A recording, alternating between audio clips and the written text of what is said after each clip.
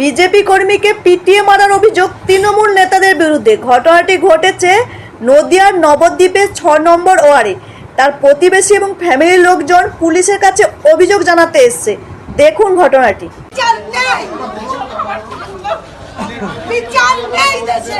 বিচার হলে পাড়ায় পাড়ায় ক্লাব হয় না, এত সবাই শুধু টাকা ঝুড়ি দাও, সব ক্লাবে ডোনেশন দাও, টাকা দাও, বলে হবে ভিক্ষা করে সব রঙিন দেখে আর নিষ্পাপ মানুষকে খুন করে।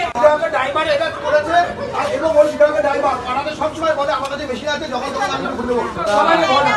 এটা কিন্তু এমএলএ ড্রাইভার বলে ছাড়া পাড়াতে ভয় লাগে, সবাই জানে না। ওখানে সত্যি করে